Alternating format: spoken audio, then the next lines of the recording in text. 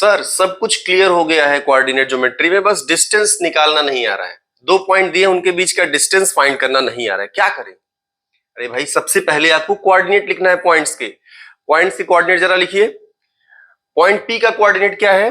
Point P का coordinate आप देखिए, एक्स एक्सिस पर कितना मूव कर रहे हैं, 1 2 3। सबसे पहले देखते हैं एक्स एक्सिस पर कितना चल रहा है, तो इसका जो पहला नंबर है वो 3 हो गया, कॉमा वाई एक्सिस पर कितना जा रहे हैं, 6 जा रहे हैं, 3,6। पॉइंट क्यू का कोऑर्डिनेट लिखिए। पहले एक्स एक्सिस पर कितना जा रहे हैं, 7, कॉमा वाई एक्सिस पर कितना जा रहे हैं, 3।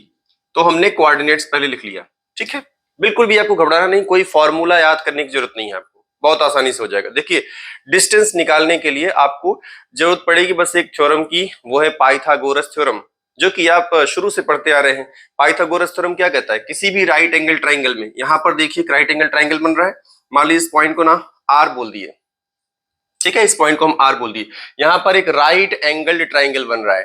तो आपने क्या देखा है, राइट एंगल ट्राइंगल में जो हाइपोटेनस का स्क्वायर होता है वो किसके बराबर होता है, परपेंडिकुलर का स्क्वायर प्लस बेस का स्क्वायर। बस ये आपको निकालना है। अब देखिए डिस्टेंस क्या है, पी क्यू, और अगर इस ट्राइंगल को देखें तो पी क्यू क्या है, हाइपोटेनस है। पी क्यू क्या है, हाइपोटेनस है। और यहाँ पर पी आर क्या है, ये परपेंडिकुलर मान लीजिए, और आर क्यू को हम बेस मान लेते हैं।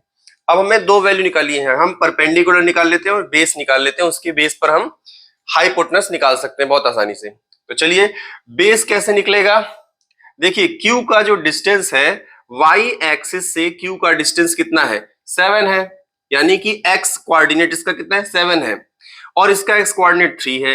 यानी यहां पर पहुंचने के लिए, क्यू पर पहुंचने के लिए एक्स एक्सिस पर 7 जाना होता है, और पी पर पहुंचने के लिए एक्स एक्सिस पर 3 जाना होता है।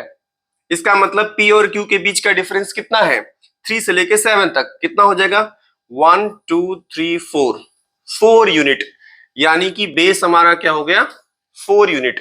अब हम परपेंडिकुलर को देखते हैं, इस ट्राइंगल के परपेंडिकुलर को देखते हैं। तो भाई हम पी पॉइंट तक पहुंचने के लिए वाई एक्सिस पर कितना ऊपर जाते हैं, 6 पॉइंट ऊपर जाते हैं, और क्यू पॉइंट पर पहुंचने के लिए हम वाई एक्सिस पर कितना ऊपर जाते हैं, 3 पॉइंट पर ऊपर जाते हैं।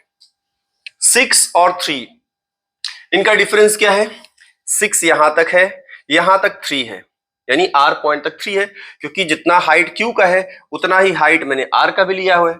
तो अगर क्यू की हाइट 3 है तो आर की भी हाइट 3 हो जाएगी, यानी कि यहां तक 3 है, यहां से यहां तक आर तक जो है 3 है, और यहां से एक्स एक्सिस से पी तक का जो डिस्टेंस है वो 6 है, ठीक है। तो इनके बीच का डिफरेंस क्या आएगा, 6 - 3 यानी कि 3। तो परपेंडिकुलर क्या हो गया, परपेंडिकुलर 3 हो गया। बेस क्या हो गया, बेस 4 हो गया। तो अब हाइपोटेनस का स्क्वायर क्या होता है, हाइपोटेनस का स्क्वायर होता है, यानी कि पी क्यू का जो स्क्वायर होगा, पी क्यू का स्क्वायर इज इक्वल टू 3 का स्क्वायर प्लस 4 का स्क्वायर। 3 का स्क्वायर 9 होता है, 4 का स्क्वायर 16 होता है, क्लियर। यानी कि पी क्यू का स्क्वायर कितना हो जाएगा, 25। तो पी क्यू कितना निकल जाएगा, पी क्यू निकल जाएगा, रूट निकाल देंगे 25 का, 25 का रूट लिया तो क्या आ गया, 5। यानी पी क्यू का जो डिस्टेंस है वो 5। एक्चुअल में स्क्वायर रूट जो है प्लस माइनस दोनों में आता है, लेकिन ये डिस्टेंस निकाल रहे हैं तो डिस्टेंस हमेशा पॉजिटिव में लिया जाता है, इसीलिए यहां पर +5 लिया जा रहा है, -5 नहीं बल्कि +5, क्योंकि ये डिस्टेंस है। क्लियर हो गया ना।